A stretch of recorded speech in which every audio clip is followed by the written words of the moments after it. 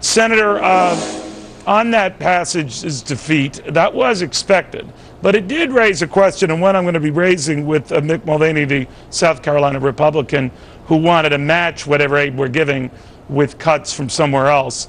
Was it a crazy idea?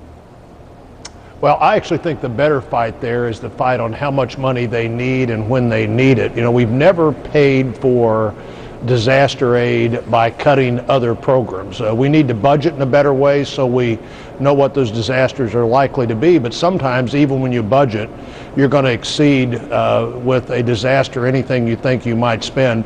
We have a number, we had a flood in 2011 on both of our rivers. We had a bad tornado in Joplin and other tornadoes.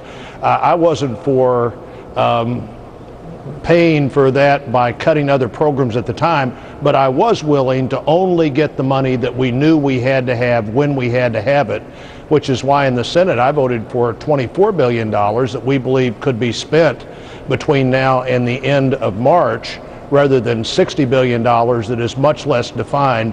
I think that's the better way to approach this. Senator, I don't always want to catch you blindly on this stuff, but you, like many people, have been brought up to date on the shooting in St. Louis. Do you know anything more than we do?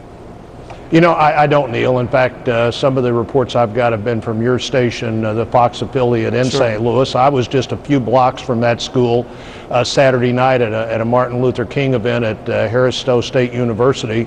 And, you know, this is a moment when everybody who knows anybody who works at or goes to school there wants that phone call that says the person that they know is okay.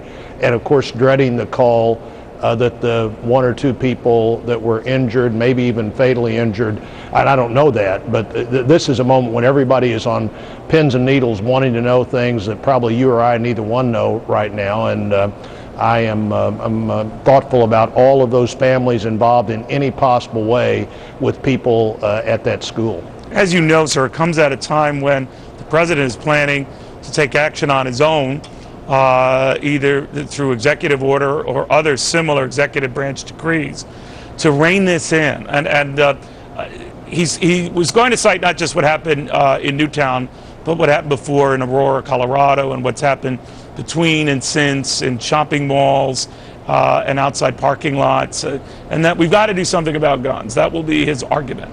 What do you say about that? Well, I think we need to look at what the common factors are in all of those cases. I do know at Newtown, nobody's proposed anything that would have prevented that from happening on the gun front, though I think in sharing information about mental health and doing a better job with dealing with people who have these obvious mental health challenges, we can have more impact. But we'll see. The Senate Majority Leader said just a day or two ago that he didn't think the Senate would be voting on gun legislation. That doesn't mean the president has the right to, by executive order, decide he can go beyond the Constitution. You know, he's very activist on the executive order front and not at all activist, apparently, on getting spending under control or any of the things that actually require the Congress and the president to act together. Senator Blunt, good seeing you again. Thank you. You bet.